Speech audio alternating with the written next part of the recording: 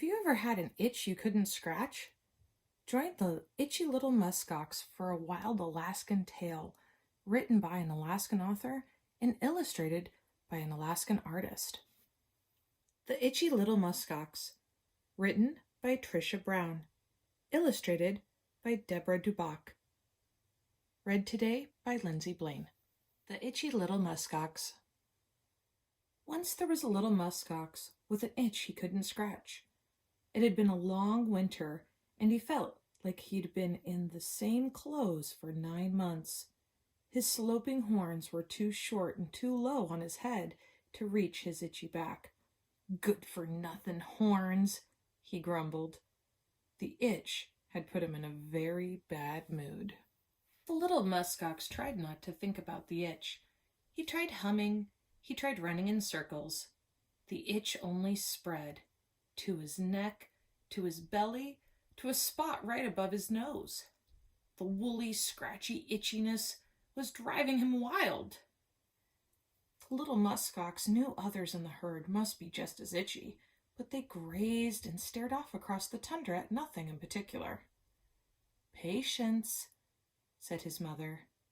"Wait like the others, and it will pass."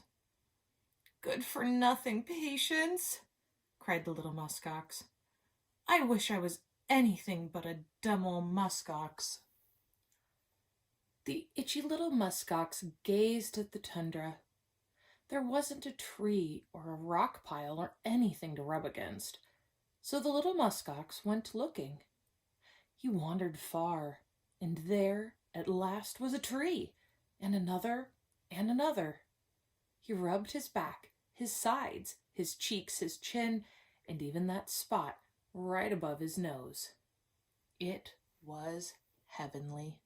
The little muskox rubbed against this tree and that, leaving tufts of fluffy underwool called kiviot hanging everywhere, like woolly tinsel.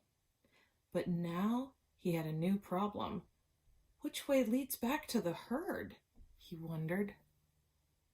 He tried following the trail of kiviot, but the breeze mixed it all up.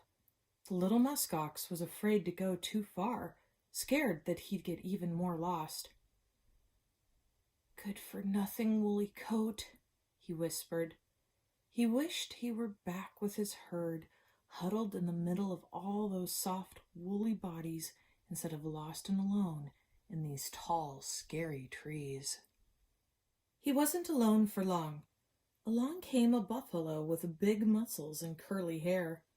He was so vain that he couldn't pass by a pond without staring at his reflection.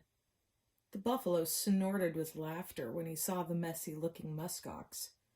"Hey, you with the bad hair! Looks like somebody needs a trim." The little muskox stood very still and silent. Many times he'd watched adults in the herd face their challengers and hold their ground. Still, the buffalo taunted. "Careful, those droopy horns might slide right off your head." Still the little muskox stood his ground. He heard his mother's words in his head. Patience, patience. Sure enough, the vain buffalo soon got bored and left to search for another pond so he could admire his curly face some more. The little muskox was relieved that he had avoided a fight. "So that's what my patience is good for," he thought. Next, he met a sleek wolf strolling through the trees. "Howdy, stranger," said the wolf, his teeth gleaming. "You're not all alone, are you?" "Yes, I am," said the little muskox. "Sir, can you show me the way back to the tundra?" "Sure, but first, how about a little snack?" Now the muskox was feeling nervous. "No thanks, I'm not hungry," he said. "You don't get it," the wolf barked. "I mean, how about I have you for a snack?" Without thinking twice, the little muskox lowered his head, galloped forward, and butted that wolf right into the trees. He could hear him scrambling away through the woods, breaking branches and whimpering like a pup. So that's what my droopy horns are good for, he thought to himself. The little muskox was happy to escape the wolf, but before long his spirits were as droopy as his horns. If I ever make it back to my herd, I'll never complain about being itchy again, he declared. When he saw movement in the shadows of the trees, he longed for his family even more. What's out there now? He worried. Before he could hide, a strange creature stepped out from the shadows. It was a woman with shiny black hair and a gentle smile. She was following the trail of Kiviat, gathering it into her bag.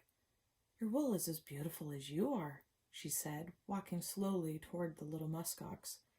Please let me comb you for more Kiviat, then I'll show you the way home.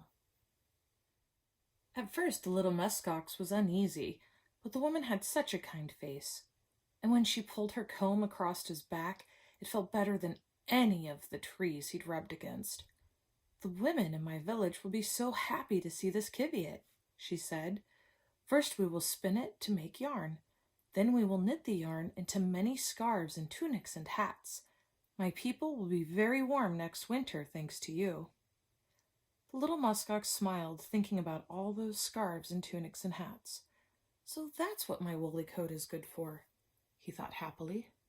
The woman filled her bag and softly said, Kayana. The little muskox wondered why she was thanking him when he was the one who didn't itch anymore. She led him through the trees and to the edge of the woods, then pointed across the tundra. There was his herd. They were still standing around, grazing and staring off at nothing in particular. The little muskox looked out at all the patient and brave muskox in his herd, with their fierce horns and their warm, soft wool. And he was proud to be a muskox. He trotted out to join his family. So that's what my itch was good for, the little muskox thought with a smile. Did you know that muskoxen have roamed to the North American tundra since prehistoric times? Or that Kiviat is considered the softest wool in the world? Learn more about muskoxen and more about Kiviat in the back of this book, as well as other fine resources.